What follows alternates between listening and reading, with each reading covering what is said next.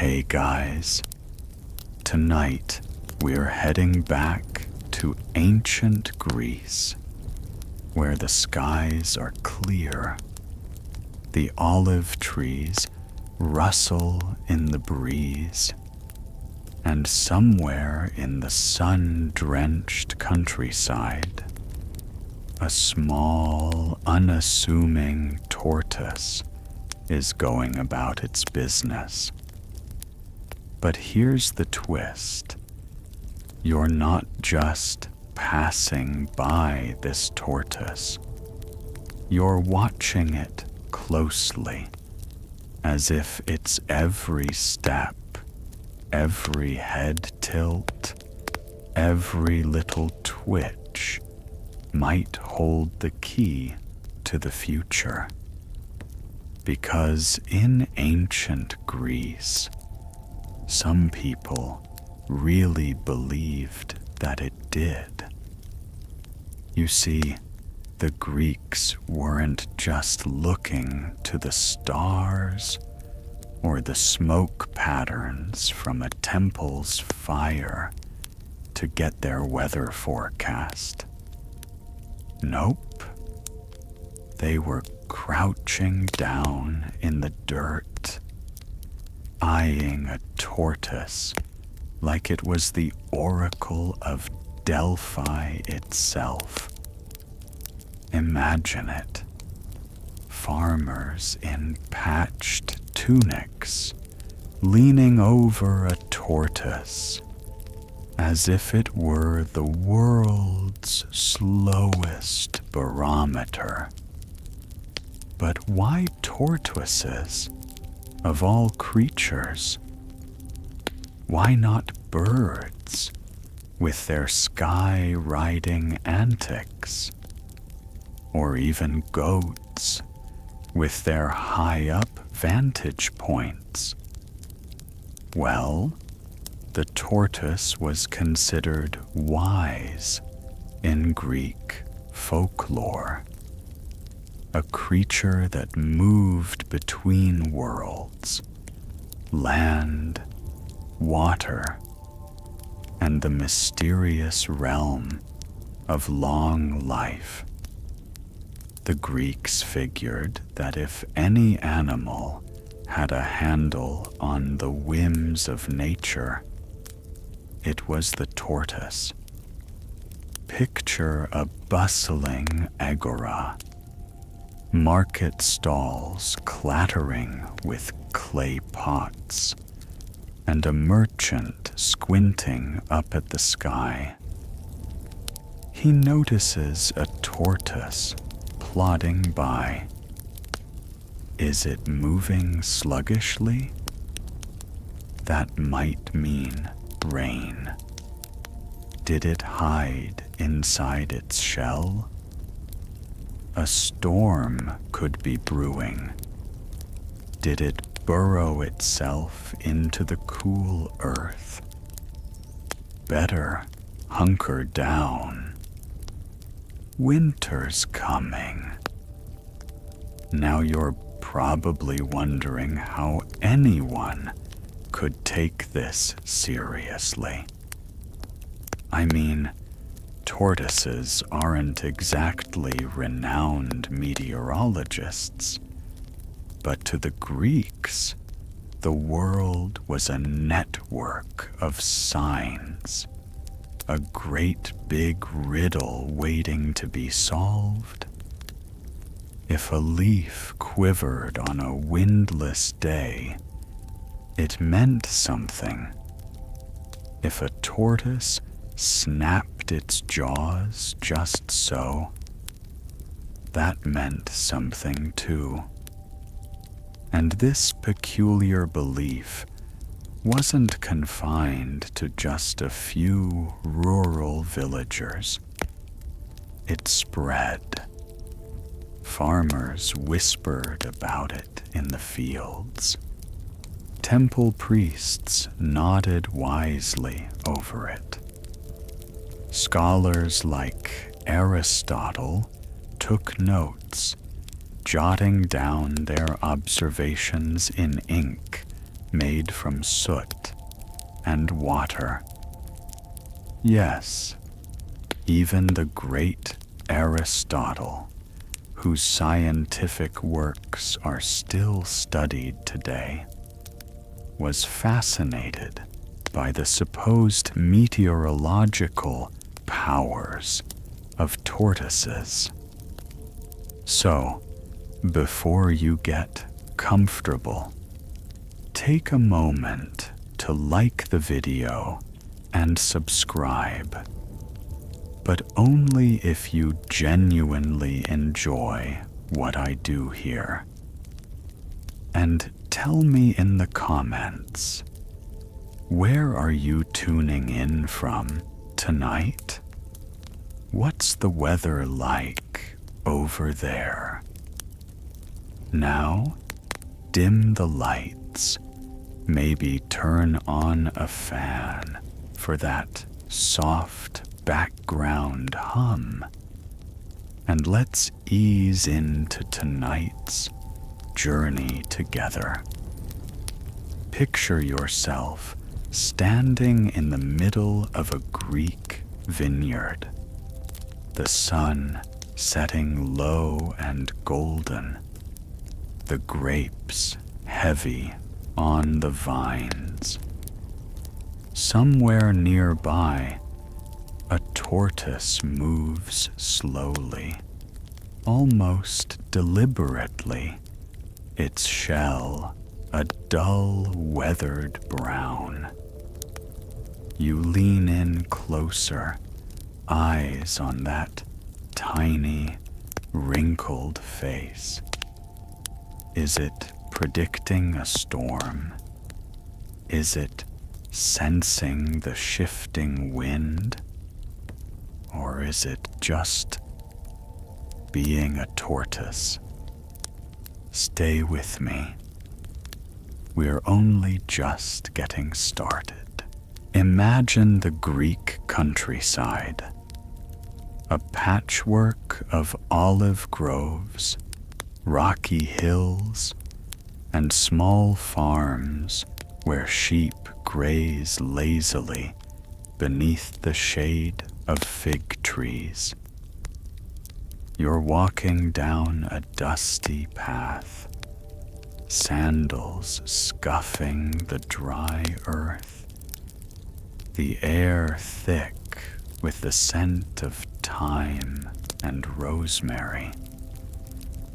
And above you, the sky is a wide, cloudless expanse, blue and blinding. Now imagine being a farmer in this world. You've got a crop of wheat that's nearly ready to harvest, and your livelihood depends on it. But the weather? Completely unpredictable. There's no weather app to check, no meteorologist on the corner. Instead, you're left with nothing but instinct, observation, and a handful of strange, whispered traditions. And that's where the tortoise comes in. You see, for the ancient Greeks, the weather wasn't just a matter of nature. It was a matter of the gods. And those gods, unpredictable, temperamental, and a bit too fond of tossing lightning bolts around whenever they felt like it. To appease them, farmers developed all kinds of superstitions. They watched the clouds, the flight of birds, the direction of the wind. But tortoises? they were a little different. Tortoises were seen as earthy, grounded, and, most importantly, enduring. They'd been around for ages, long enough to see the rise and fall of empires. If they could survive all that, maybe they knew a thing or two about the weather. Picture a group of farmers gathered in a field, leaning over a tortoise like it's the ancient Greek version of a weather radar. They'd watch its movements, analyze its behavior. If the tortoise buried itself deep in the dirt, it was a sign that the cold season was coming. If it stayed out in the open, maybe the weather would stay mild. And here's where things get really interesting. These observations weren't just casual chatter. They became almost ritualistic. Farmers would wait for the first sighting of a tortoise in spring, using its appearance as a signal to start planting. If it was sluggish and slow, they'd delay. If it was active and moving, they'd get to work, believing that warm weather would last. The Greeks even had little rhymes and sayings about it. Tiny, weather-based proverbs passed down from one generation to the next. Think of them like the Farmer's Almanac, only a lot more cryptic and a lot more tortoise-focused. But not everyone bought into the tortoise hype. There were skeptics, too, city dwellers and scholars who rolled their eyes at the idea of a reptile predicting rainfall. After all, tortoises aren't exactly known for their speed, their agility, or their superior intellect.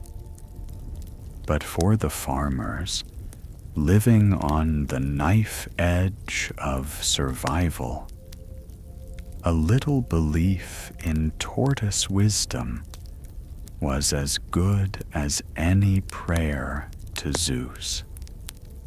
And so, the tradition persisted, generation after generation.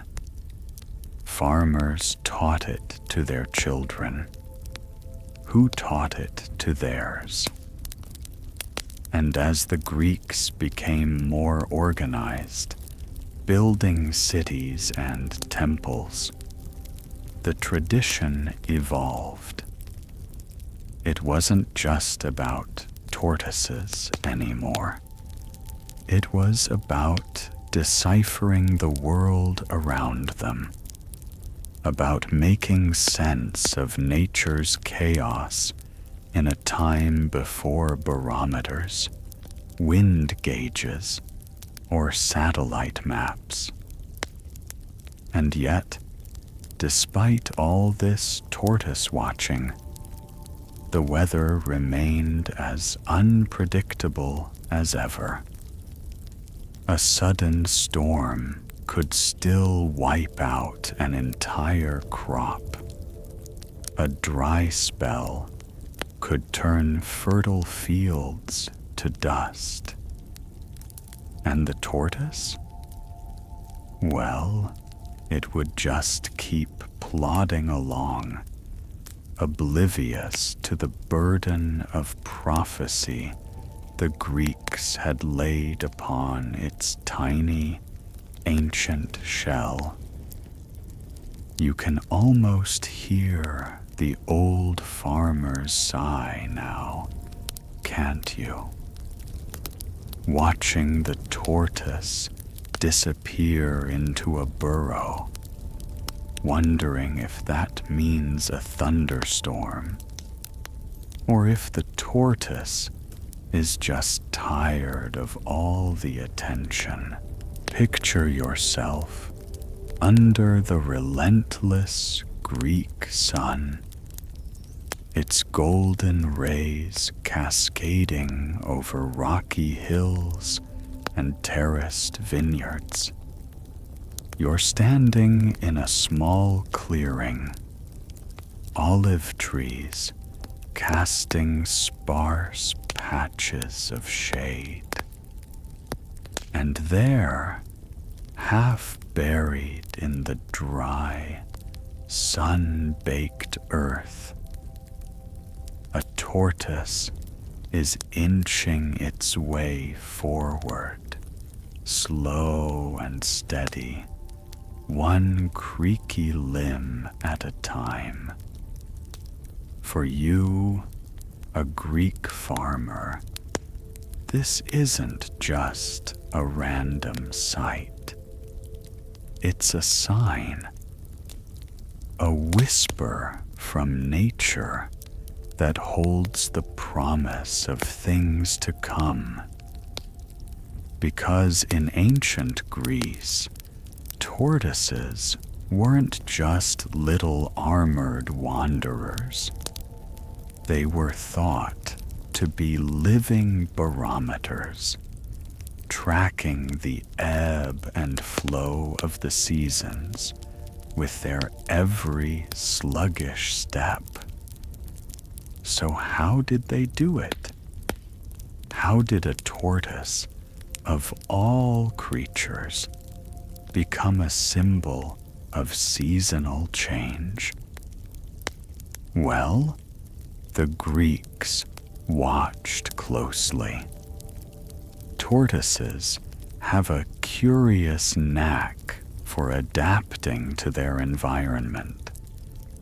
During the dry summer months, they'd move slowly, conserving energy and moisture, digging into the cooler earth to avoid the heat.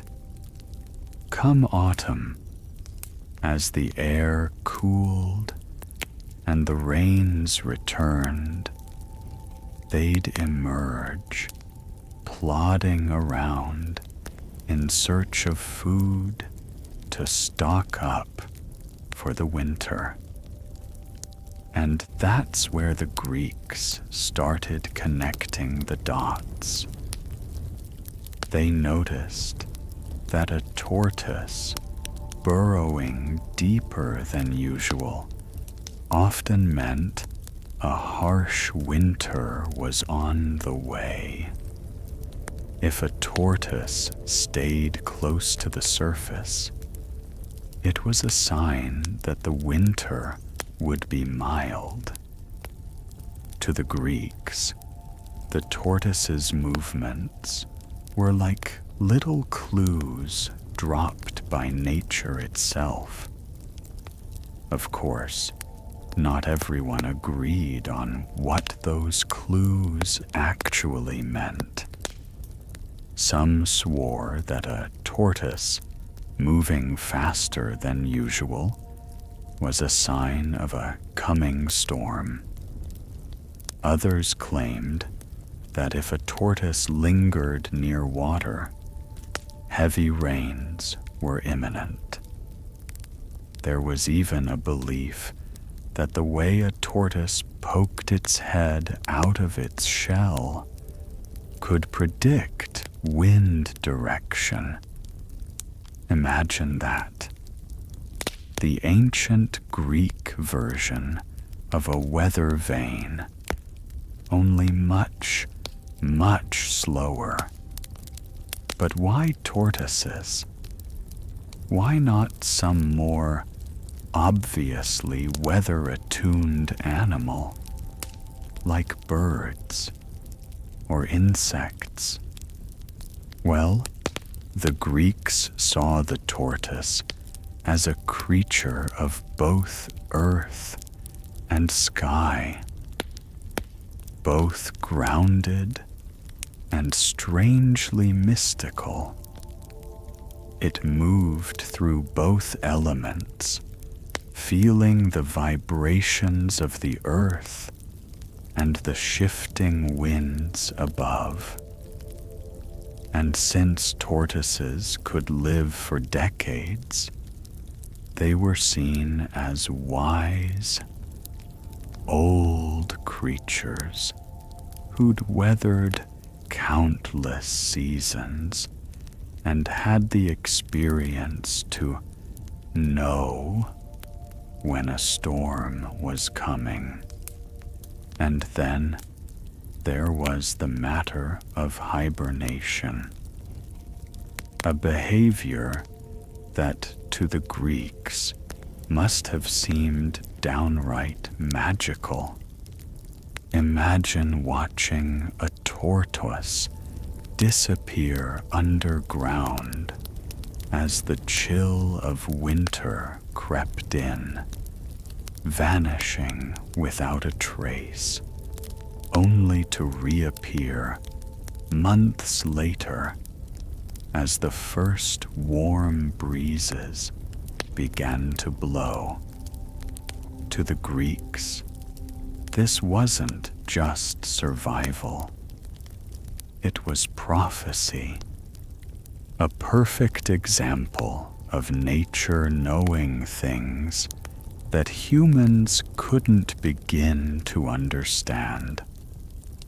Now, not all Greeks bought into this idea. Aristocrats lounging in marble courtyards would probably have laughed at the idea of a tortoise predicting the weather. To them, tortoises were more likely to end up in a stew than as a source of wisdom.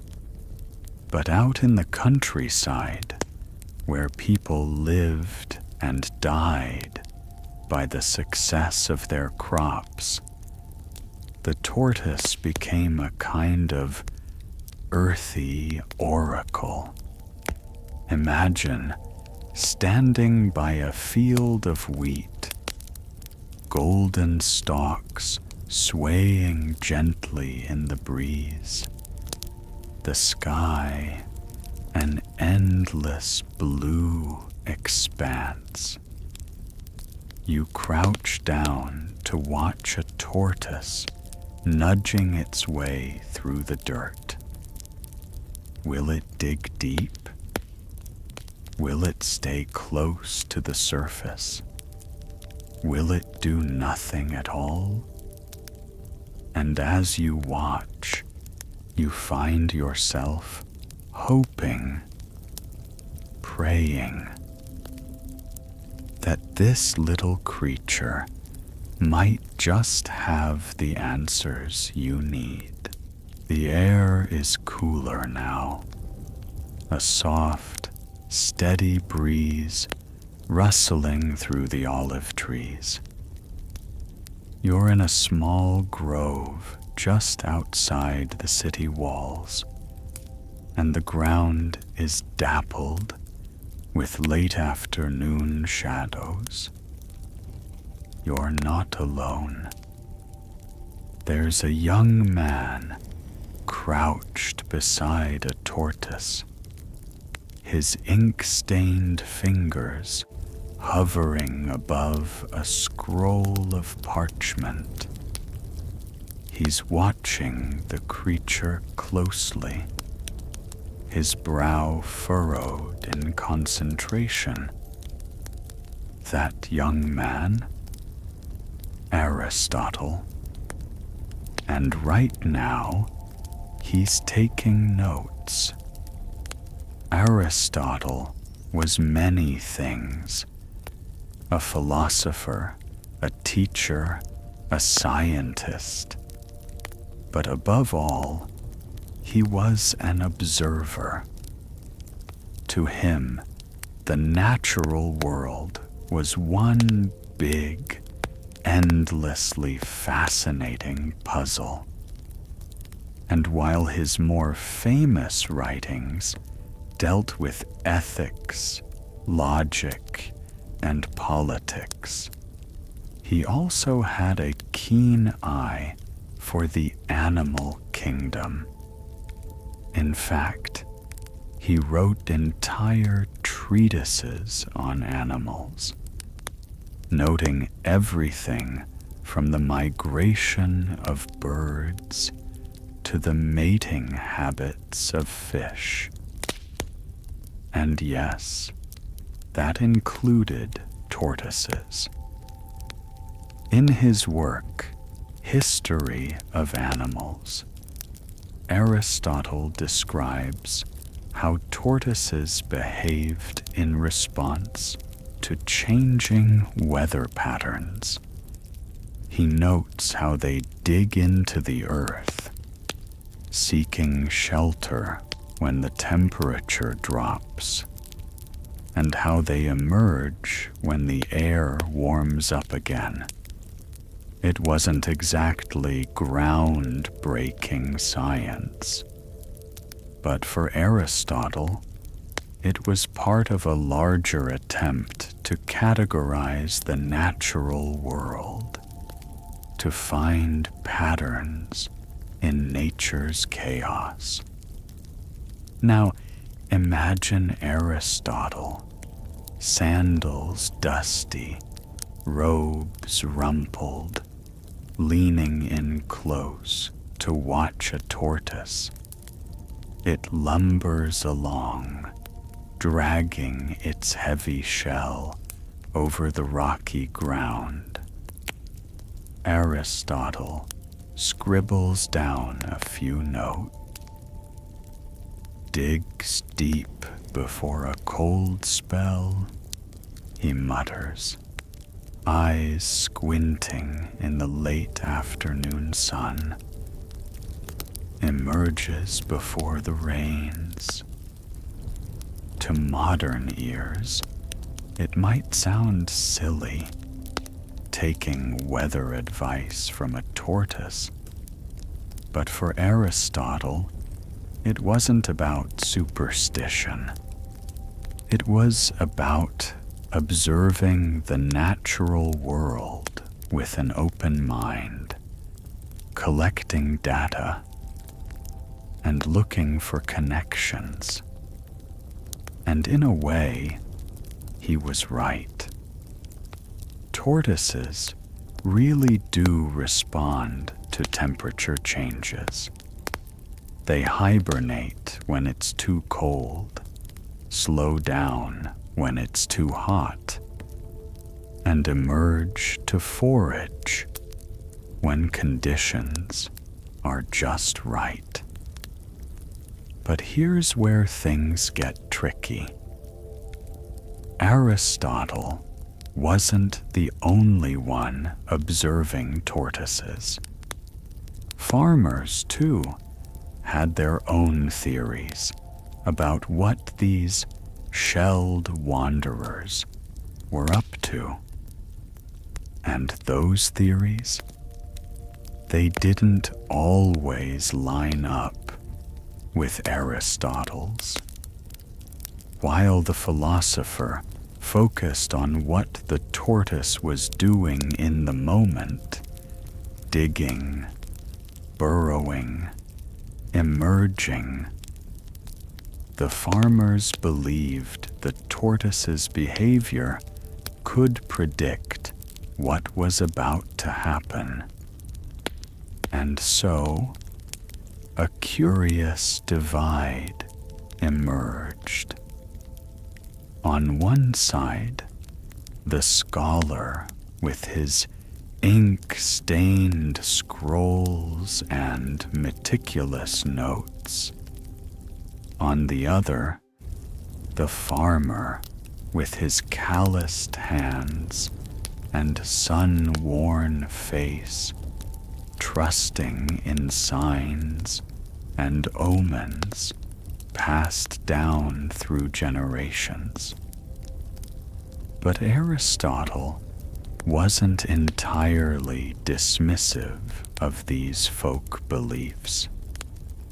In fact, he often wrote about them, collecting anecdotes and observations from farmers, sailors, and shepherds. Sometimes he even entertained the idea that these observations might hold a kernel of truth. After all, the Greeks believed that nature itself was a living, breathing entity, full of signs and messages, if only one knew how to read them. And so, the tortoise remained an object of fascination. In the dusty scrolls of scholars and the whispered proverbs of farmers, it was more than just a slow-moving reptile. It was a link between the natural and the mystical, the practical and the prophetic. And as Aristotle watched the tortoise trudge along, its wrinkled neck stretching out toward the sun, he couldn't help but wonder, was there something to it? Did the tortoise know something he didn't? And perhaps the tortoise, feeling the warmth of the sun on its shell, feeling the ground cool beneath its feet, knew more than anyone gave it credit for. The sun is dipping lower now, a molten orange disk slipping behind the hills. The sky is streaked with soft pinks and purples, and in the distance, the last sounds of market chatter fade away. You're standing on a narrow dirt path that winds through a cluster of small stone cottages. The air smells of baking bread and wood smoke, and somewhere nearby, someone is telling a story about a tortoise who could see the future. The Greeks loved a good fable. And why not? It was a way to pass the time, to teach a lesson, to weave a bit of magic into the everyday. And one of the strangest fables to come out of this tradition was the tale of the sage tortoise, a creature said to possess the power to predict storms, droughts, and even natural disasters. Picture it now. A tiny farming village tucked away in the hills. A group of children sit cross-legged on the ground, eyes wide, as an old man with a face like a crumpled leather scroll leans forward, and begins to speak. His voice is gravelly, like stones scraping together. Once, he says, there was a tortoise who knew when the storms would come. In the story, the tortoise is no ordinary tortoise. It's ancient, with a shell as cracked and weathered as old pottery. The villagers call it the sage, and they claim it has lived for centuries, outlasting floods, famines, and earthquakes. Whenever the weather is about to turn, the sage emerges from its burrow and moves to higher ground. If it moves quickly, a great storm is coming. If it digs in and buries itself, a drought is on the way. And the villagers, they watch, they wait, they follow the tortoise's lead, storing up grain, tying down roofs, moving their flocks to safer pastures. And sure enough, the weather follows as the sage predicted. But then, one day, a drought hits, a bad one. The sun blazes down relentlessly, the rivers dry up, and the crops wither to dust. And where is the sage? Nowhere to be seen. The villagers grow anxious. They search the hills, calling out, turning over stones, peering into every burrow. But the tortoise has vanished. The drought stretches on. Livestock die. Children grow thin and hollow-eyed. And the villagers curse the sage for abandoning them. Maybe it was just a tortoise after all, someone mutters. Maybe we were fools to believe it knew anything. But then, one stormy night, with thunder crashing overhead and rain pouring down in sheets, a child rushes into the village square, shouting, "I found it! I found the sage!" Everyone follows the child to the edge of a deep, muddy ravine. And there, at the bottom, half buried in the mud, lies the sage, its shell cracked and its eyes closed. The villagers gather around, staring down at the fallen tortoise. Some weep. Others shake their heads. "It wasn't a prophet," says the old man, his voice soft. "Just a creature doing its best to survive." And in that moment, the villagers realize that they'd been projecting their own fears, their own hopes, onto the tortoise. It wasn't a sage.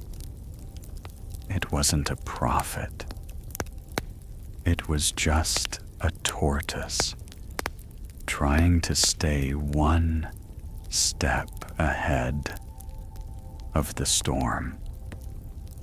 The tale of the sage tortoise was more than just a bedtime story. It was a cautionary tale, a reminder that nature is unpredictable and that no creature, no matter how old or wise, can truly foresee what the gods have in store. But for the Greeks, the lesson lingered. They continued to watch tortoises, to study their movements, to wonder if, just maybe, there was a bit of truth to the old man's story. And whenever a tortoise emerged from its burrow, villagers would exchange wary glances, eyes tracking the slow, deliberate movements of its wrinkled limbs. Because, who knew? Maybe the sage was still out there somewhere, moving slowly but steadily, watching the skies, feeling the earth, and keeping its secrets to itself. Night has fallen over Athens. The air is thick with the scent of incense and olive oil, and the streets are bathed in the soft glow of oil lamps. You're walking through a crowded agora, where philosophers debate beneath marble porticos, and merchants shout out the prices of figs and wine.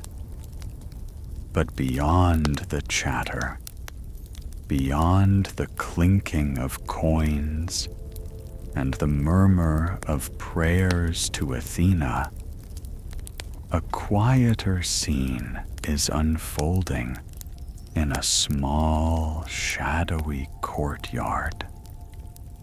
There, an old woman kneels beside a shallow stone basin, her hands clasped tightly around a tortoise. The tortoise's shell is chipped and weathered, its eyes dark and unblinking. The woman closes her eyes, murmuring softly, as though speaking to the tortoise, or perhaps to the gods. In ancient Greece, tortoises weren't just seen as earthly creatures. They were also considered intermediaries between the human and the divine, messengers who moved between worlds as easily as they moved between earth and sky. And for some, the tortoise was a symbol of prophecy, a creature that could not only predict the weather, but foretell the future itself. This belief was particularly strong in rural areas, where the rhythms of life were dictated by the cycles of planting and harvest. Farmers watched the tortoises closely, not just for signs of changing weather, but for omens of good or ill fortune. Imagine it. A farmer kneels beside his fields at dusk, a tortoise resting in his hands. He whispers a question. Will the rains come? Will my crops grow? And waits, watching the tortoise's eyes, its limbs, its every slow, deliberate movement. If the tortoise digs into the earth, it's a sign that hard times are coming. If it lifts its head and stretches its neck, it's a sign that blessings are on the way. But it wasn't just farmers who believed in the tortoise's prophetic powers. Some priests and oracles also incorporated tortoises into their rituals, using them to divine the will of the gods. At Delphi, where the oracle of Apollo delivered her cryptic prophecies, priests sometimes consulted animals, reading their entrails or watching their behavior for signs from the divine. Now, imagine a priestess draped in white robes, her eyes half closed as she watches a tortoise shuffle across the marble floor. The temple is silent, except for the faint hiss of incense smoke curling through the air.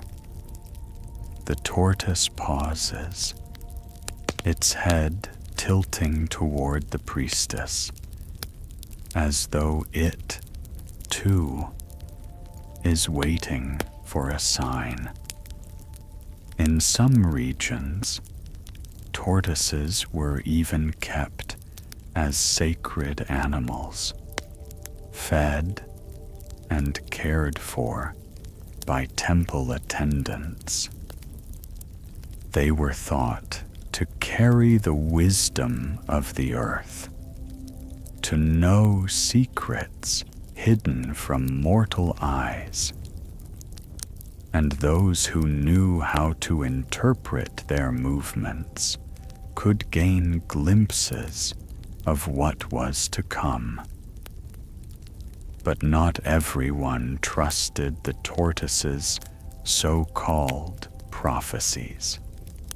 Skeptics dismissed it as nonsense, the idle superstitions of simple farmers and foolish priests.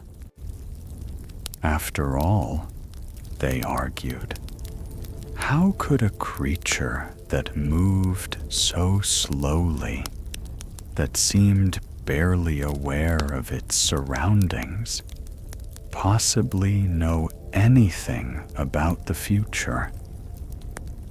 And yet, the belief persisted. In the countryside, where life moved as slowly as the tortoise itself, people continued to watch and wait, eyes trained on the ground, on the shell, on the tiny, creased eyes that seemed to stare back with ancient, unblinking calm. Because in a world where the gods could be as capricious as the weather, where fortunes could change with the rise of a single storm cloud, people needed signs, needed omens, needed something, anything, to make sense of the chaos. And so the tortoise remained, a silent, slow-moving prophet, plodding steadily through fields and courtyards, carrying the weight of ancient secrets on its back. The morning sun spills over the hills, warming the marble statues and red-tiled roofs of ancient Corinth. The air is crisp, and somewhere in the distance, a rooster crows. You're walking through a bustling marketplace, the aroma of fresh bread and ripe olives drifting through the air. And just ahead, a man in a worn tunic is kneeling by a wooden cart, carefully arranging a display of tortoise shells. But these aren't just any tortoise shells. They're polished to a gleaming finish, adorned with tiny carvings of symbols and sigils. The man catches your eye and beckons you over. "Care for a glimpse of the future?" he asks, a sly grin playing at the corners of his mouth. In the Greek world, tortoise shells weren't just protective casings. They were seen as portals, surfaces upon which the future could be read like ink on a scroll. And while the Oracle of Delphi might be the most famous of Greek seers, there were other, lesser-known forms of divination that relied on far humbler materials. One such practice was called cheliomancy, the art of reading tortoise shells. Practitioners would take a dried shell, rub it with oil or ash, and then carefully inspect the patterns of cracks, the placement of markings, the way the shell gleamed in the light. Each line, each crevice, each tiny dent was believed to contain a hidden message, a glimpse of what the gods had in store. Now, imagine a dimly lit room, the walls hung with threadbare tapestries. A priestess sits cross-legged on the floor, a tortoise shell resting in her lap. The shell is etched with intricate carving, tiny swirling patterns that seem to shift and dance in the flickering light of a nearby oil lamp. The priestess leans closer, eyes narrowed, tracing the lines with a fingertip. "Ah," she says, voice low and hushed. "The storm will come before the new moon, and with it, a visitor from the west." But cheliomancy wasn't limited to priestesses and fortune tellers. ordinary people sometimes practiced it too, using tortoise shells to predict the weather, the outcome of a trade, or the fate of a loved one. Farmers in particular found it useful, watching how the shell cracked in the heat of a fire, how it darkened or lightened when rubbed with certain oils. If the shell split down the center, it was a sign of conflict. If it remained intact, peace and prosperity were on the way. And yet, as with any form of divination, there were skeptics. Some scoffed at the idea of reading fortunes in a shell, calling it the pastime of fools and charlatans. Others argued that the cracks and crevices were just that, random patterns with no more meaning than the clouds drifting across the sky. But for those who believed, the shell was a canvas upon which the gods could paint their messages.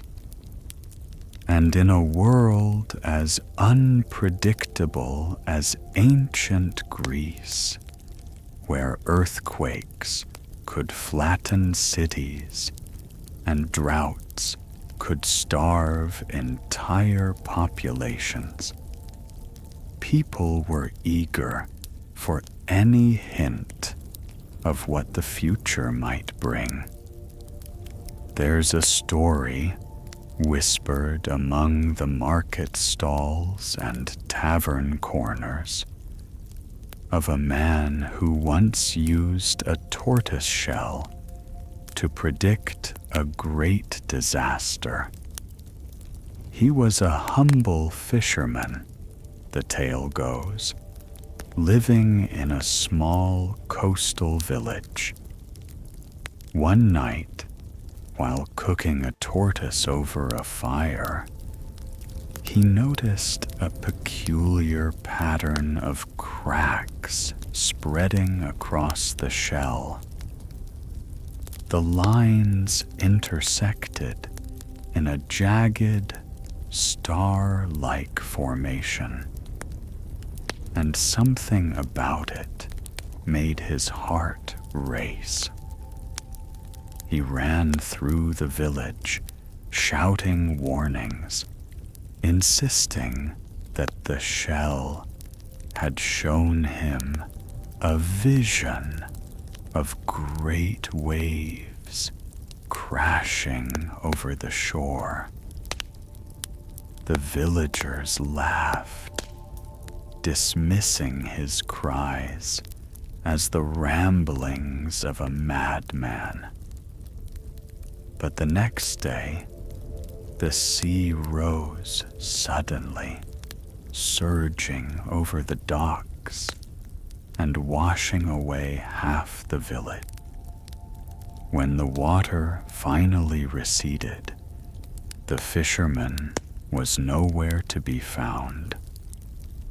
All that remained was the shattered tortoise shell, its cracks still faintly visible in the mud.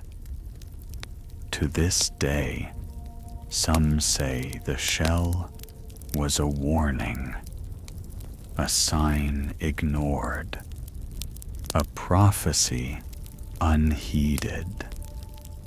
And for those who still believe, tortoise shells continue to hold a certain mystique, a silent promise that the future is there, waiting to be read, if only one knows how to look.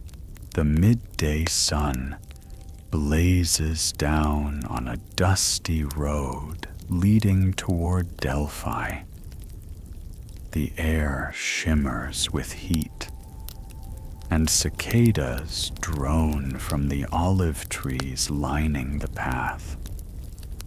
You're walking alongside a small caravan of travelers, their sandals kicking up clouds of reddish dust. At the front of the group, a priest in a long, white robe clutches a tortoise shell wrapped in cloth. His expression is solemn, eyes fixed straight ahead. They're headed to the temple of Apollo, where the famed oracle of Delphi sits in her trance, inhaling vapors and uttering cryptic prophecies. But today, the priest isn't seeking advice from the oracle herself. He's brought something else, something he believes can provide answers just as powerful. Inside the cloth, the tortoise shell feels heavy and warm, as though it's absorbed the heat of the sun. And to this priest, it's not just a shell. It's a tool, a bridge between the mundane and the divine. Because in Delphi, where prophecy was big business, tortoises were more than just animals. They were conduits, sacred symbols that could be used to communicate with the gods. Now, picture the temple, a grand marble structure perched high on the rocky slopes of Mount Parnassus. Inside, the air is thick with incense, the scent of myrrh and laurel, rifting through the dimly lit halls. The priest kneels before a low stone altar, carefully unwrapping the tortoise shell and laying it out before him. In Delphi, divination rituals often involved sacrifices and offerings, but some priests preferred more subtle methods. They believed that tortoise shells, with their natural whorls and ridges, could reveal hidden messages, omens sent directly from Apollo. And in a place where even the air was said to carry prophetic whispers, the idea didn't seem so far-fetched. The priest leans forward, his fingertips brushing lightly over the shell's surface. There are markings here, faint but unmistakable, tiny cracks and lines that crisscross the shell like a map. To the untrained eye, they're just random patterns, the result of age and wear. But to the priest, each line is a potential sign, a thread in the vast, tangled web of fate. Historians still argue whether this form of divination was widely practiced. You hear a scholar murmur as he walks by. Some say it was a mere superstition. Others claim it was a genuine art passed down through generations. And while the scholarly debate continues, the priest remains focused, tracing the lines with a fingertip. He mutters softly, asking Apollo for guidance, for clarity. And as he does, he remembers the story of a priestess named Acantha, who once read the fate of an entire city in the shell of a single tortoise. Acantha was said to have lived decades ago, during a time of great famine and unrest. The fields were dry, the rivers shrinking, and the people were desperate. In a last-ditch effort to find answers, the city elders brought her a tortoise, freshly killed and still warm. Acantha took the shell in her hands, closed her eyes, and began to chant. When she opened her eyes, she pointed to a long, jagged crack that ran from the top of the shell to its base. "Prepare for invasion," she said, her voice calm but firm. "Enemies will come from the north, bringing fire and blood." The elders scoffed. After all, the north was a barren, mountainous region. What enemies could possibly come from there? But within weeks, a band of raiders swept down from the hills, burning villages and stealing livestock. Acantha's prophecy had come true. Now, back in the temple, the priest takes a deep breath and runs his thumb along a similar crack in the shell before him. It's almost identical to the one Acantha described. A single, jagged line that seems to split the shell in two. But what does it mean?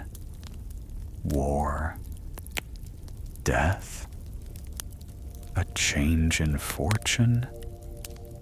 The priest leans back, eyes closing as he exhales slowly. He may not be as gifted as Acantha, but he trusts in Apollo, trusts in the signs, trusts that the shell will reveal its secrets, if he listens closely enough. And outside the temple, the air grows cooler, the wind picks up, and dark clouds begin to gather on the horizon. You wake up to the sound of distant thunder. The sky is dark, heavy with rain clouds that press down like a thick woolen blanket. The air smells of damp earth and wet stone. Somewhere nearby, a dog barks, its cry sharp and lonely. You pull your cloak tighter, shivering as a chill wind snakes through the streets. In ancient Greece, storms were more than just weather events. They were messages from the gods, signs that the world above and the world below were momentarily touching. And for some Greeks, the tortoise was the key to interpreting those signs. Picture a farmer named Lysander, standing at the edge of his small vineyard, his eyes scanning the horizon. His crops are struggling, the vines withering under the relentless sun. But now clouds are gathering, and Lysander can feel the first drops of rain on his face. He clutches a tortoise shell in his hands, the rough surface cool and slick against his palms. The shell is old, its once smooth surface now covered in tiny cracks and fissures. Lysander believes that those cracks hold the answers he needs, the signs that will tell him whether this rain is just a passing shower or the start of a much-needed storm. He squats down, laying the shell flat on a rock and leaning close to examine it. The lines crisscross like a spider's web, jagged and complex. Some lines are faint, mere whispers. Others are deep, like the scars of a battle long ago. In his mind, each line is a river, a road, a storm path. And as the wind picks up and the sky darkens, Lysander mutters softly to himself, trying to read the shell like a map. According to some sources, tortoise shells were often used as weather predictors in rural Greece. Farmers would leave shells outside, exposed to the elements, and then study how the cracks formed over time. If the cracks were deep and radiating outward, it was a sign of heavy rain. If they were shallow and tightly clustered, drought was likely. But it wasn't just the cracks that mattered. the position of the shell itself, whether it was found facing up or down, whether it was buried or exposed, also played a role. If a tortoise burrowed deep and refused to come out, it was a sign that a cold winter was coming. If it stayed above ground, it meant mild weather ahead. And then there were the stories, strange, half-forgotten tales passed down from one generation to the next. One such tale tells of a man named Doro, a shepherd who lived high in the hills of Arcadia. Doros was known for his uncanny ability to predict storms. Some said he could smell the rain on the wind. Others whispered that he had the blood of a seer in his veins. But Doros claimed that his only secret was a single battered tortoise shell that he carried everywhere. Whenever the clouds gathered, Doros would place the shell in the center of a circle of stones and wait. If the wind knocked the shell onto its back, it was a sign of a fierce storm. If it stayed upright, the storm would pass without incident. One day, a traveler passing through the hills asked Doros how the shell worked. "How can a tortoise shell predict the weather?" the traveler scoffed, shaking his head. Doros just smiled, his eyes fixed on the shell as it wobbled, teetered, and finally flipped onto its back. "How can the wind move the clouds?" Doros said. "How can the gods speak through a dream? Some things just are."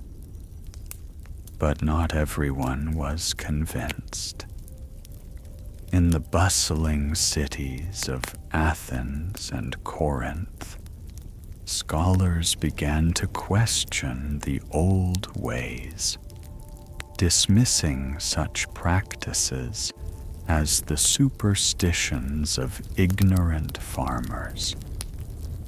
They argued that predicting the weather was a matter of studying the skies, the winds, the behavior of birds, not of staring at a cracked tortoise shell.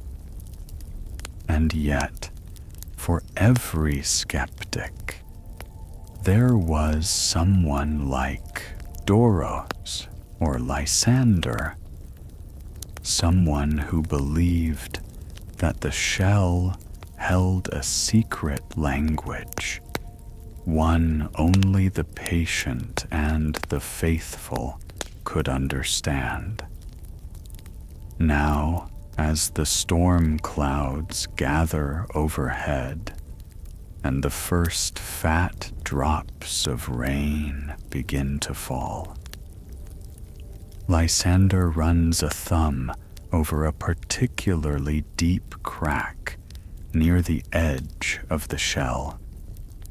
It's shaped like a jagged lightning bolt, splitting the shell nearly in half.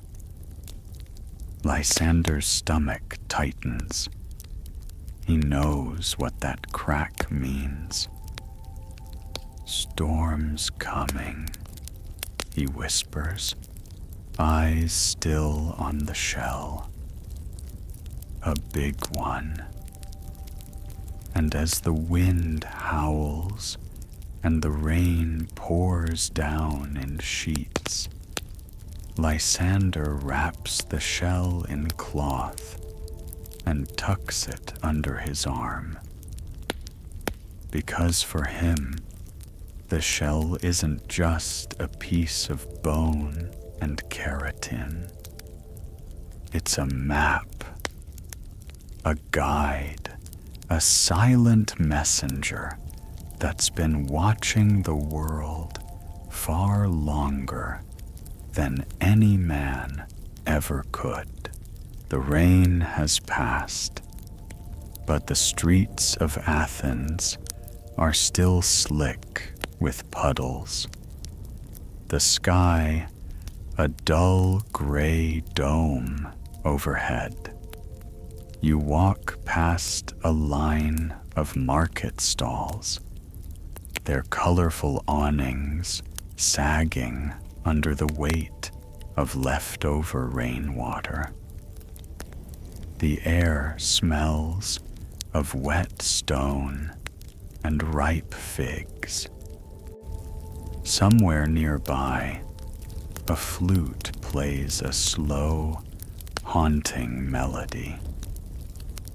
You pause in front of a small, open-air shop where a woman sits behind a low table, her hands busy polishing a tortoise shell. The shell gleams in the weak sunlight, its surface smooth and dark, like a pool of ink. Beside her, a row of other shells are arranged in neat rows, each one marked with tiny etchings: suns, moons, stars. You've seen these before. They're oracles of a sort. Simple, portable tools used to answer everyday questions. Will my crops grow this year? Is my child's fever a sign of something worse? Will my husband return safely from war? The woman looks up, her eyes sharp and knowing. "Care to ask a question?" she says, tapping one of the shells with a long, thin finger. The tortoise always knows. In ancient Greece, tortoise shells weren't just used to predict the weather or foretell great calamities. They were also used for more personal matters: love, loss, money, health. And in a time when the gods were seen as ever-present, meddling in mortal affairs, people turned to the shells for answers, both big and small. Imagine it.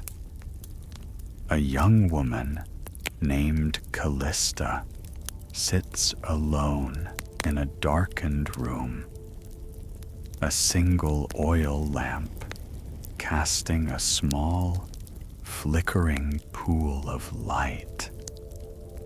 In her lap, a tortoise shell rests. the ridges and lines like tiny roads winding across a landscape. Callista is waiting for her husband, a soldier sent to defend the northern borders, and she hasn't heard from him in weeks.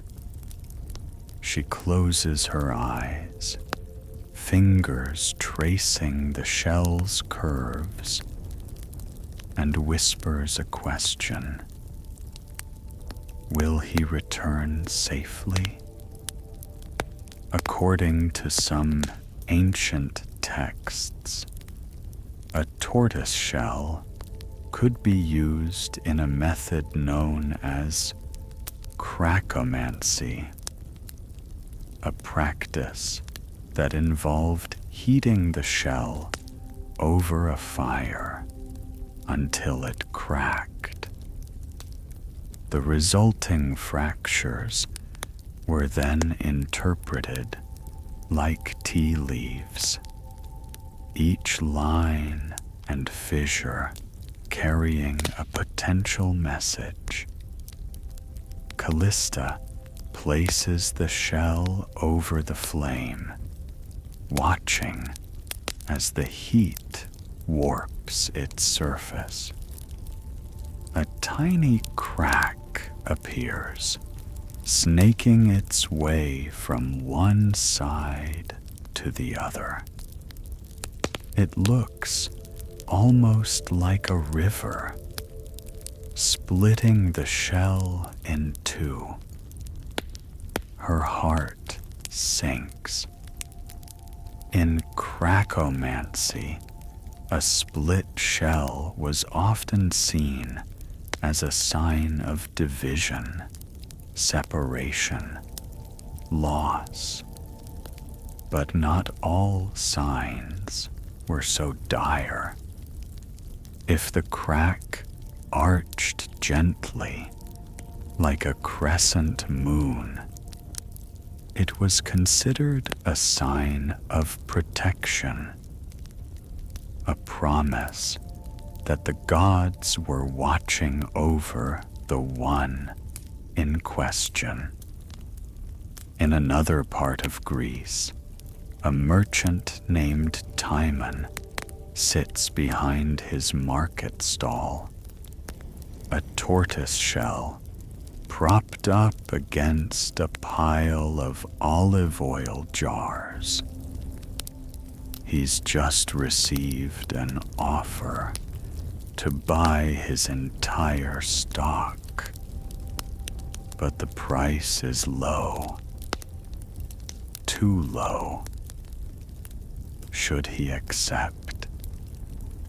Should he hold out for more? Timon lifts the shell, inspecting the fine hairline cracks that have formed along its edges. One crack branches off into two, then into three, like the limbs of a tree. A branching path, he mutters to himself. Choices, decisions. The idea that cracks could indicate multiple possibilities was common in tortoiseshell divination. A single line meant a clear path, a straightforward outcome. Multiple lines suggested uncertainty, confusion, the potential for change. But what about when the shell remained intact? What if, despite the heat, no cracks appeared at all? Some believed that an unbroken shell was the most powerful sign of all, a symbol of stability, constancy, and the favor of the gods. Take the story of Philemon, a fisherman whose son was lost at sea.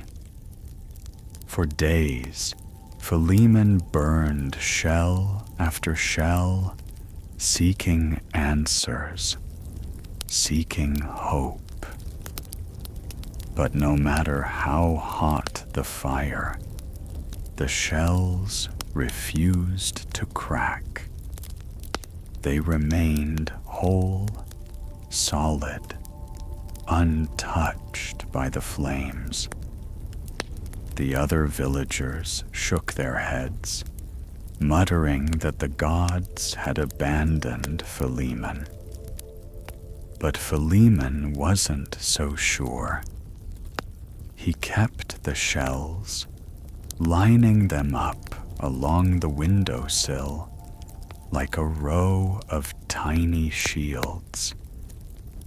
And when his son finally returned, ragged and weary but alive, Philemon took it as a sign that the shells had spoken after all. Because sometimes it's not the cracks that matter. Sometimes it's the silence, the stillness, the refusal to break. Now, back at the market stall, the woman holds up the tortoise shell, its polished surface gleaming in the gray light. "So?" she asks, her voice soft, almost a whisper. "What is it you want to know?"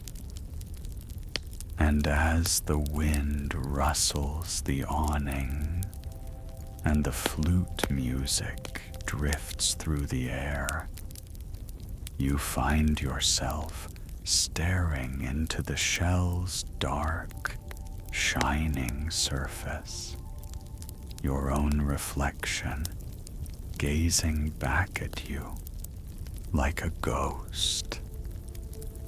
What do you want to know? What do you need to know? And somewhere in the distance, a low roll of thunder echoes through the hills. The morning after the rain, the city of Athens feels like a new place. The air is clear, the sky a brilliant shade of blue, and the cobblestone streets glisten like polished marble. People move more slowly, stretching out their limbs after the storm, taking in deep breaths of the fresh air. You stroll through the agora, passing by market stalls and groups of philosophers deep in conversation. But it's not just the weather that's on people's minds today. There's talk in the air, whispers that carry through the crowd. It's about the strange new trend spreading through the city: tortoiseshell divination. For generations, the practice was largely confined to rural areas where farmers and shepherds relied on the shells for answers.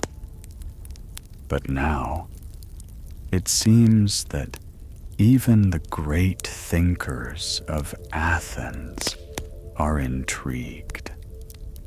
The likes of Plato and Aristotle The towering figures of Greek philosophy are rumored to have taken an interest in the mysterious methods of reading tortoise shells. Imagine a gathering in a grand house, the smell of fresh bread mingling with the scent of burning incense. The room is filled with learned men, their robes sweeping the marble floors, their voices low and thoughtful. At the center of the room, a tortoise shell lies on a table, its surface smooth and polished. The host, an elder philosopher named Themistocles, leans over the shell, his fingers gently tracing the lines and cracks. The cracks are like the folds of the mind, he says, his voice rich and deep. They show us where the wisdom of the world is hidden. The others nod thoughtfully, though some are clearly skeptical. But how can we trust something so random? One of the younger philosophers asks. Isn't this superstitions and illusion of control? Themistocles smiles, the kind of smile you give when you know you're about to teach someone something important. Everything in the world is random, my young friend. The stars, the winds, the flow of the rivers, it's all chaos. What we must do is find patterns within that chaos. The tortoise shell is a tool, a mirror of the world. It doesn't give us the truth, but it helps us see the truth within ourselves. This was the crux of the matter, the divide between those who saw the practice as nothing more than superstition and those who believed it was a reflection of deeper cosmic truths. The tension between these viewpoints stretched across centuries as thinkers like Themistocles argued that the very randomness of the cracks was a form of order in itself. Others dismissed it outright, arguing that the shells were nothing more than objects of decoration, beautiful, but ultimately meaningless. Still, the practice continued to spread. As the philosophical debates raged on, everyday people across Athens turned to tortoise shells for answers, consulting them for guidance on all sorts of matters. Would their investments pay off? Would they find love? Was the war in the north coming to an end? The shells offered comfort, a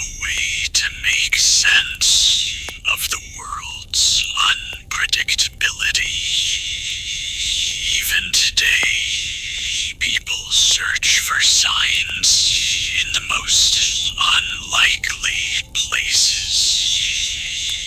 Maybe it's a cracked coffee mug, a worn-out coin, or the way the light falls just so through the window at dawn. These small, seemingly insignificant moments often carry more weight than we realize, whispering truths we can't quite articulate. Yet, as you move through the agora, you can't help but think about something else. What about the people who didn't have the luxury of consulting tortoise shells or waiting for signs? What about the common folk who were struggling to make ends meet, to survive in a world that seemed indifferent to their existence? For many, the answer to life's questions wasn't found in symbols or cracks. It was found in hard work, perseverance, and a little bit of luck. The tortoise shell was a tool for the fortunate, those who had the time and resources to sit and wait for the signs. But for the rest, life was about moving forward, one step at a time, hoping that the gods might look down with favor at the end of the day. In the distance, you hear the voice of a child calling out, running through the market. The sound is joyful, unburdened by the weight of adult worries. Maybe, in the end, the tortoise shell divination was less about finding answers and more about finding peace in the chaos. As you continue walking through the city, you notice a small shrine dedicated to Apollo, the god of prophecy, perched on the edge of the eagle. The priests are gathered there, praying for the gods' blessings and offering small sacrifices. Tortoise shell, cracked and worn, sits among the offerings. The god's message, you realize, may not always be clear, is maybe hidden in the cracks, the randomness of life. But if you listen closely, if you pay attention, the answers are always there, waiting to be found. Perhaps not in a way you expect, but in the way you need. The sun is sinking now, casting long shadows across the city. You find yourself in a quieter part of Athens, far from the bustling market and the philosophers' debates. Here the streets narrow, and the buildings are older, their stone walls worn by centuries of wind and weather. There's a sense of stillness, like the city has been holding its breath. You pause at the edge of a courtyard where an old man sits on a low stone bench, a tortoise shell resting in his lap. His face is lined with age, but his eyes are sharp, his hands steady as they trace the marks on the shell. The sound of the wind moving through the trees is soothing, almost hypnotic. This man, you realize, is not merely a local elder or a simple philosopher. He's a diviner, one of the last practitioners of the ancient art of tortoise shell reading. His reputation stretches far beyond this quiet corner of Athens. People come from all over, seeking his counsel, hoping to hear a whisper of the god's will. You approach him slowly, not wanting to disturb the serenity of the moment. The old man looks up, his gaze piercing but kind. He gestures for you to sit beside him. You've come for answers, haven't you? He says, his voice low and gravelly, as though speaking from the depths of a well. You nod, unsure what to say. What do you seek from this man, from the shell in his lap? A question about the future? A reflection on the past? The diviner smiles faintly and holds up the shell. This, my friend, is more than a mere tool, he continues. It is a bridge. It connects us to something beyond, something older, something eternal. The cracks, the marks, they are not random. They are messages waiting to be understood. But it takes patience. The idea of patience feels like a weight on your shoulders. In this age of constant noise and rapid change, the notion of waiting for answers seems almost alien. Yet, there is something deeply calming about the way the old man speaks, the way the world around you seems to slow down as you listen. You see, he goes on, the Greeks believed that the universe was governed by patterns, patterns that could be revealed if only one took the time to observe them closely. The tortoise shell was a way to tune in to those patterns, to listen quietly to the hum of the cosmos.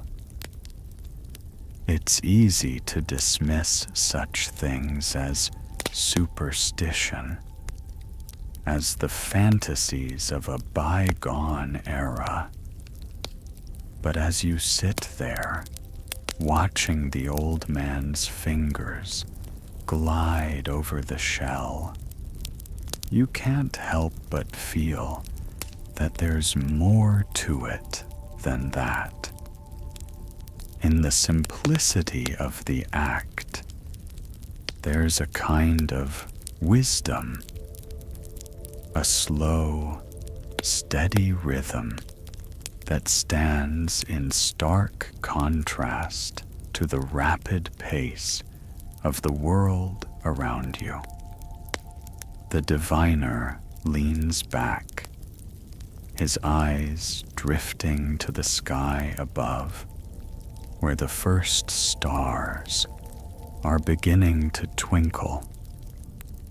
The tortoise, he says quietly, was sacred to Apollo, the god of prophecy. Its shell, like the god's own voice, could reveal hidden truths. But it was never about certainty.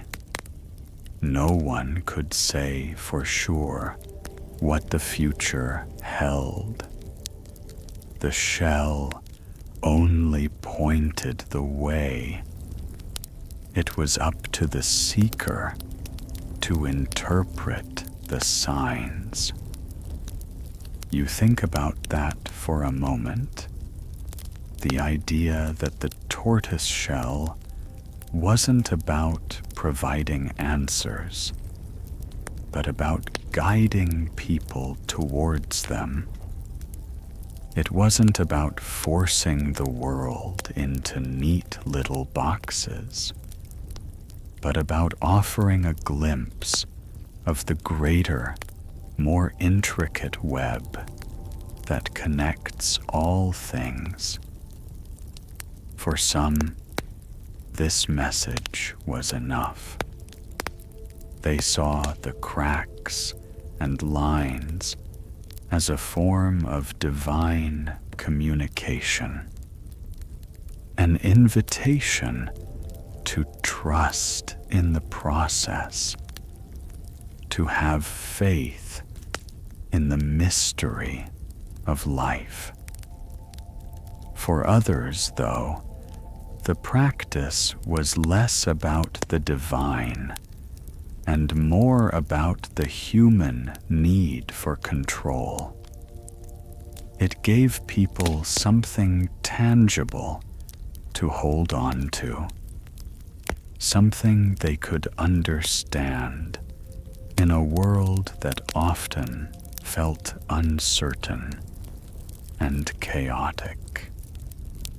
As the evening deepens, the old man reaches for a small brazier and places it near the shell. The warm glow of the fire casting flickering shadows on the stone. "Would you like to try?"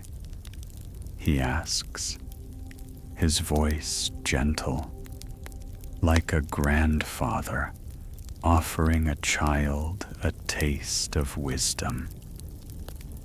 You hesitate, but then, feeling the pull of curiosity, you nod. He places the shell in your hands, its surface smooth and cool to the touch. The fire crackles softly in the background, and for a moment, the world feels suspended, as if time itself is holding its breath. You close your eyes, allowing your fingers to trace the lines of the shell, feeling the subtle ridges and dips.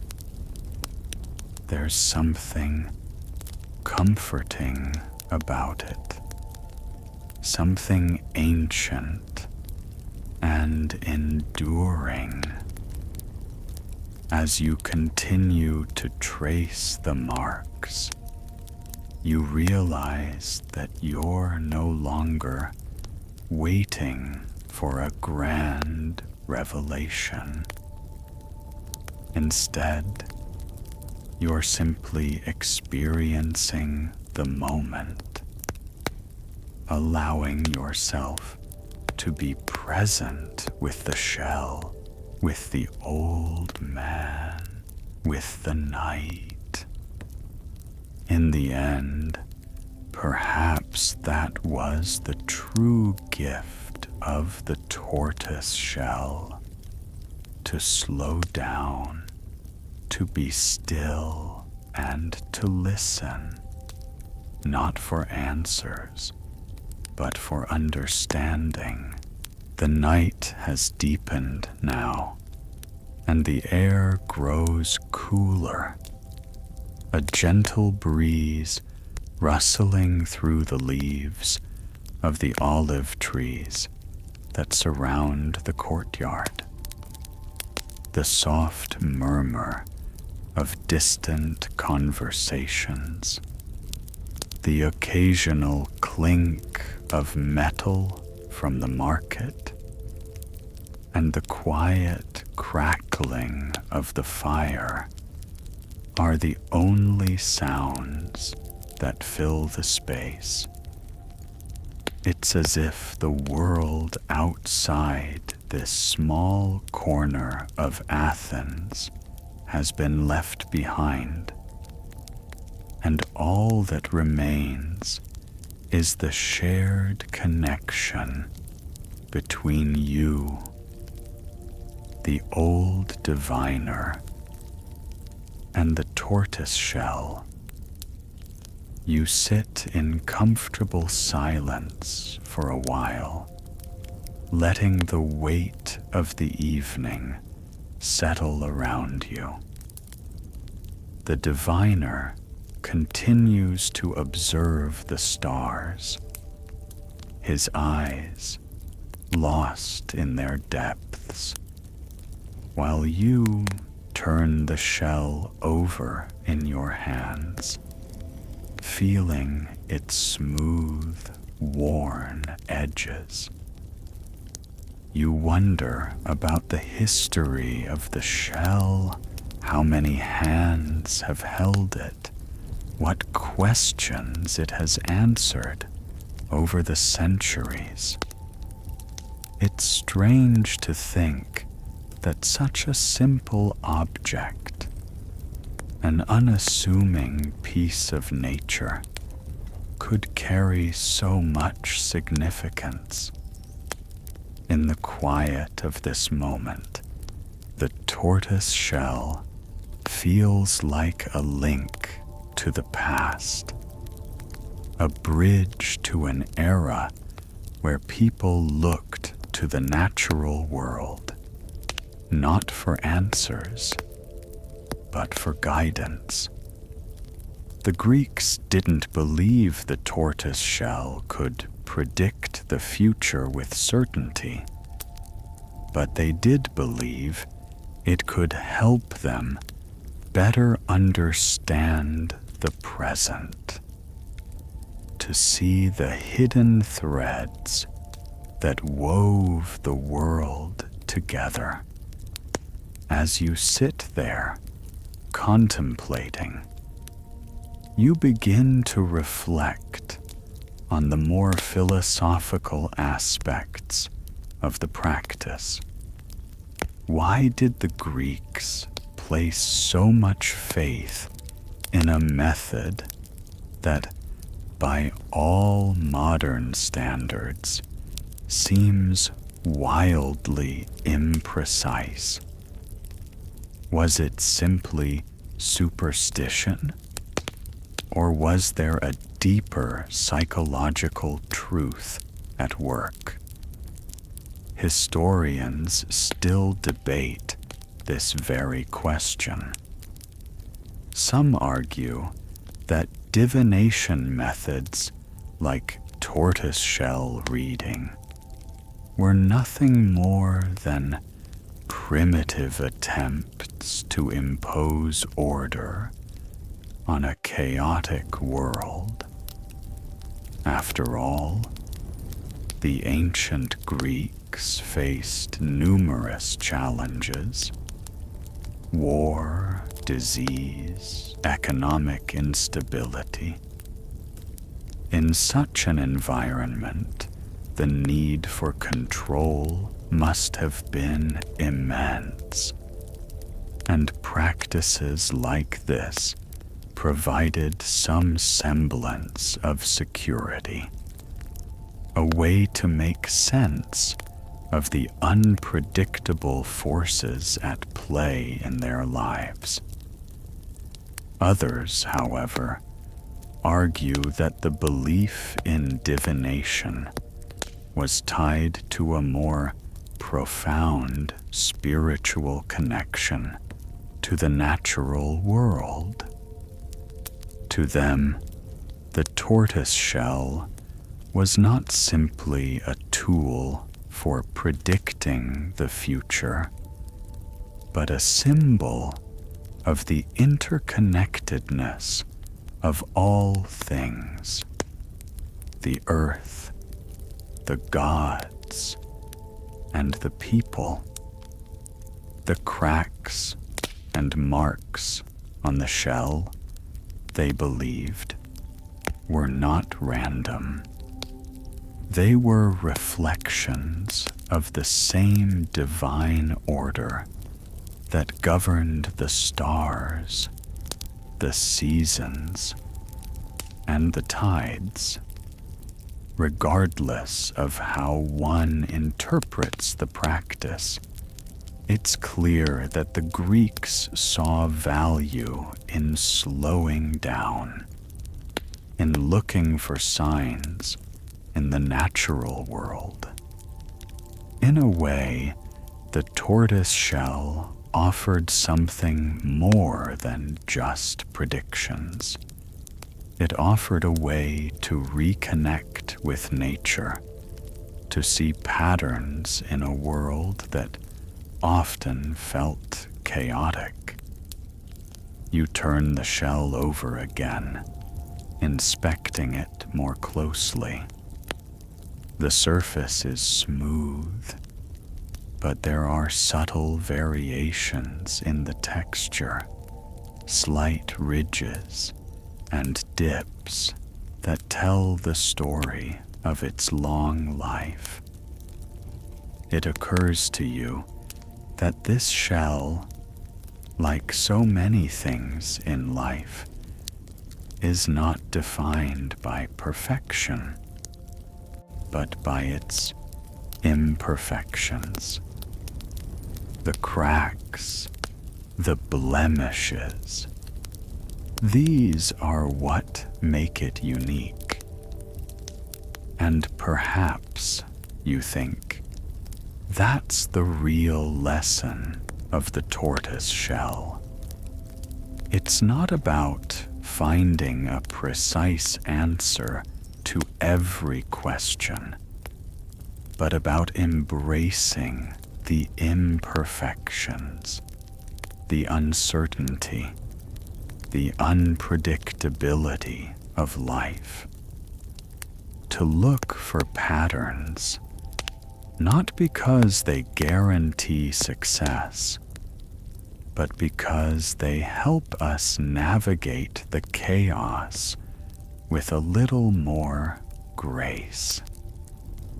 As you sit there, the firelight flickering in the quiet night, you realize that you've learned something valuable. The tortoise shell, like so many of the ancient practices, is not just about the past. It's about how we approach the present, how we find meaning in the small things, in the cracks and the imperfections. It's about slowing down, being present, and accepting that some answers are meant to be found only after a long wait.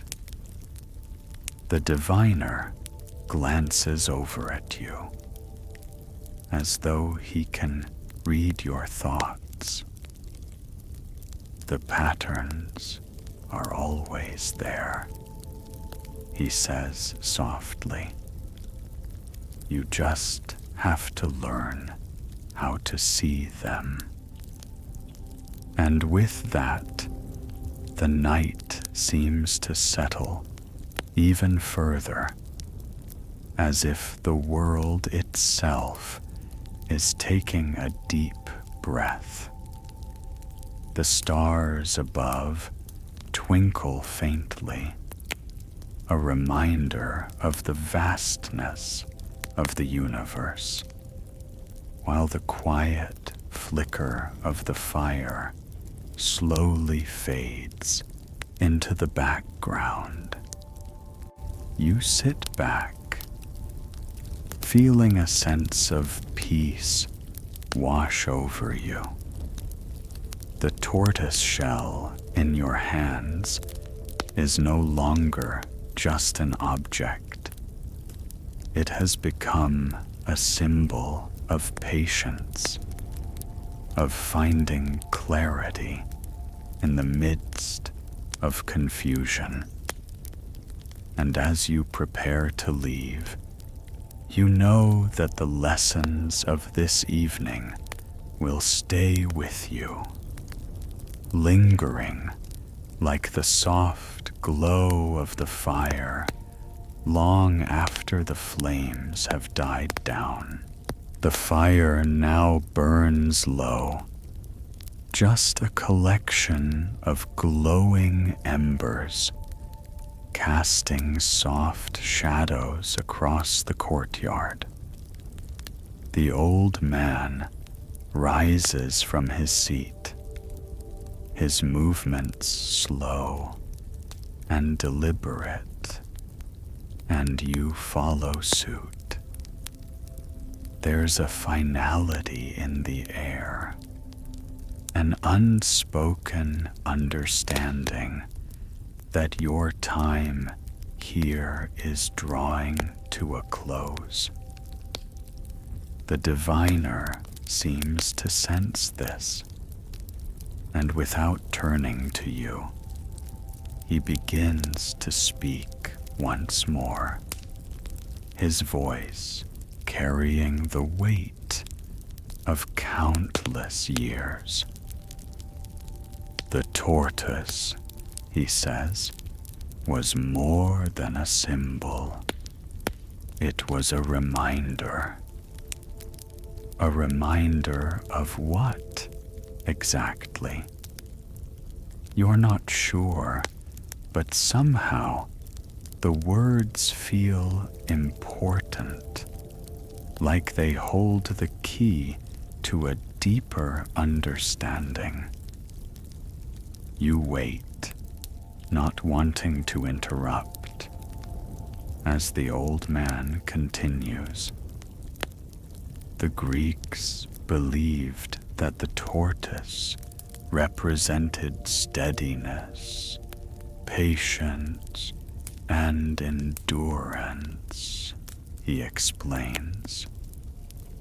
It moved slowly, but it moved steadily, always toward its goal. It was a creature of the earth, connected to the rhythms of nature in a way that humans, with all their haste, often forgot. You nod, feeling a strange sense of resonance with his words. In the modern world, everything seems to move at such a rapid pace.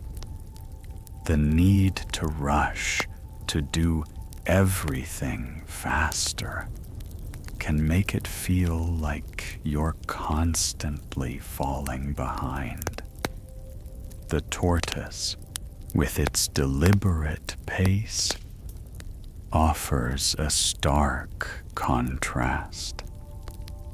Its slowness isn't a flaw, but a strength. And maybe, just maybe, this is why the ancient Greeks found the tortoise so appealing as a method of divination. It wasn't about speed or urgency. It was about taking the time to notice, to understand, to wait. The future, they believed, could not be rushed. It had to unfold in its own time. The diviner gestures toward the horizon, where the first hints of dawn are beginning to break. The stars are fading, and the world is slowly waking up. Everything in life is like that, he says softly. The answers don't come immediately, and the patterns don't always reveal themselves right away. Sometimes you have to wait. Sometimes you have to trust that the world is working on its own timeline. There's a gentle truth in his words, one that feels almost impossible to grasp in the whirlwind of everyday life. The idea of waiting, of allowing things to unfold naturally, is one that seems foreign to many of us now. But here, in the stillness of the night, with the tortoise shell in your hands and the soft light of dawn beginning to break, you understand. As the diviner turns away, his figure becoming a silhouette against the rising light, you feel a sudden sense of calm. There is no need to rush. There is no need to force things into place. Life will unfold at its own pace, and in time, the patterns will become clear. You take one last look at the tortoise shell, now resting on the stone bench where the old man had sat. It seems to glow softly in the early morning light, its cracks and marks more pronounced than ever. You wonder how many people have sat here before you, seeking answers, and how many more will come after. The thought brings a quiet comfort. This tradition, this ancient practice, is a thread that runs through time, connecting the past with the present. You stand up, your legs stiff from sitting for so long, and follow the diviner out of the courtyard.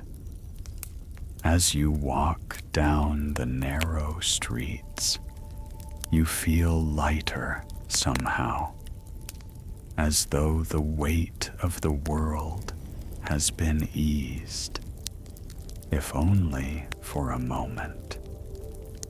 The sun is fully risen now, casting a warm, golden light over the city.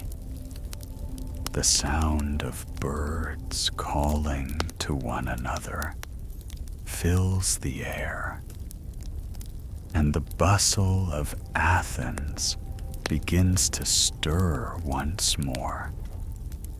People are already going about their business, but you feel as if you're moving at a different pace now, one more in tune with the rhythms of the world around you.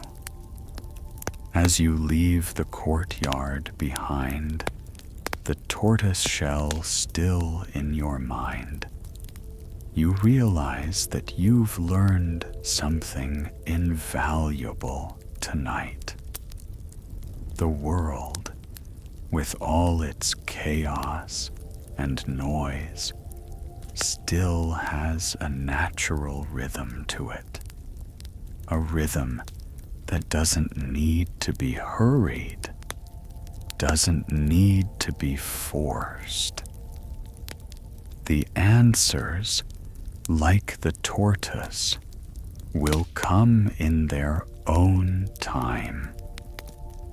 And as you step into the new day, the quiet wisdom of the tortoise lingers in your heart, reminding you that patience is not just a virtue, it's a way of life. The city of Athens awakens fully as you continue your walk. Its ancient stones bathed in the early light of dawn. The streets are no longer quiet and contemplative.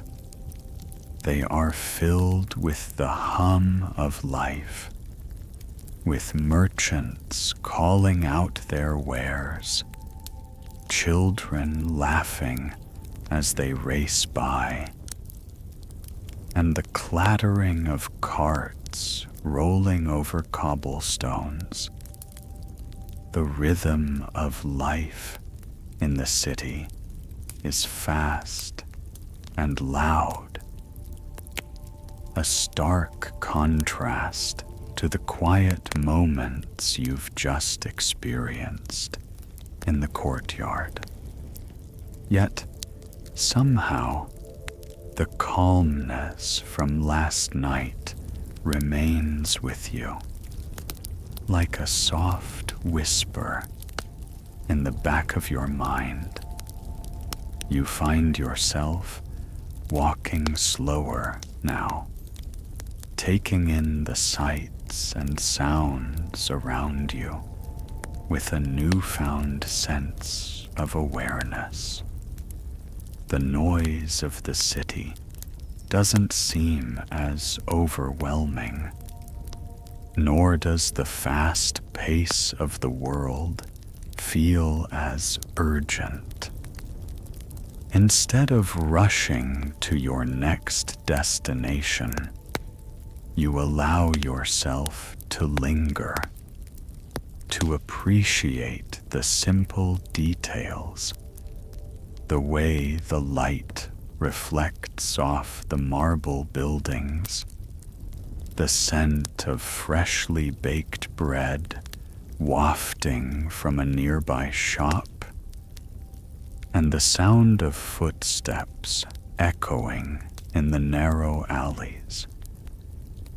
The world still spins at its usual speed, but you've learned to move with it, not against it. The tortoise, with its slow and steady approach, has taught you that you don't always need to chase after things. Sometimes it's enough to simply be present, to wait, and to trust that the right moments will come in their own time.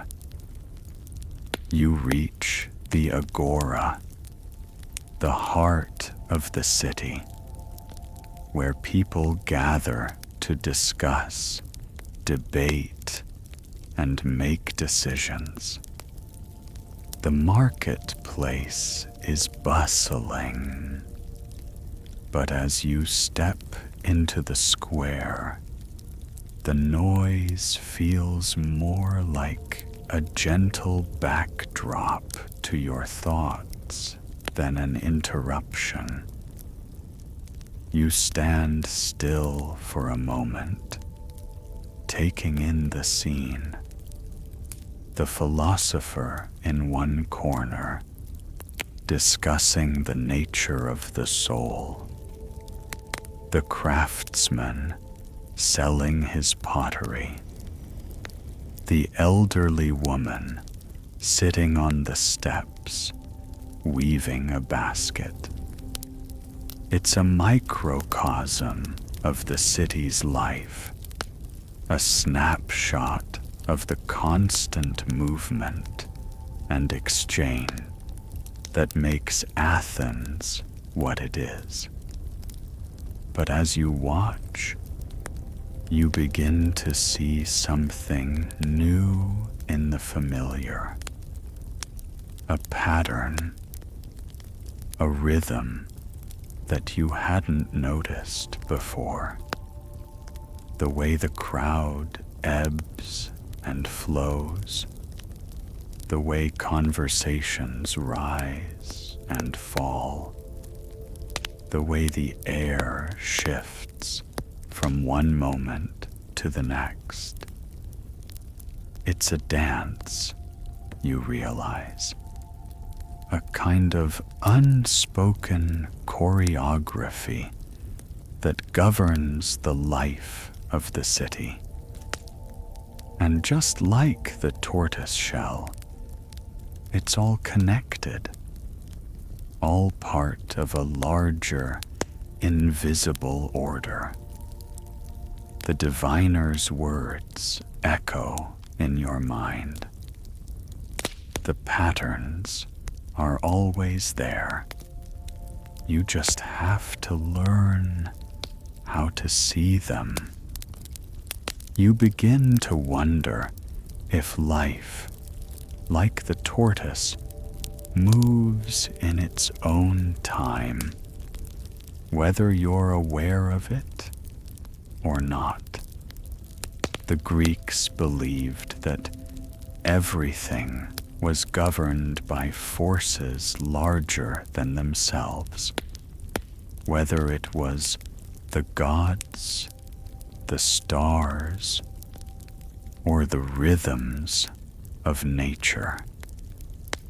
They sought to understand these forces, to read the signs that would guide them through the unknown.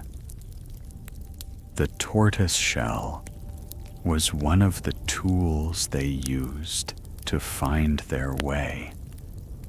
But perhaps the real secret was learning to trust the process, to accept that not everything can be controlled, and that sometimes the answers are already right in front of you.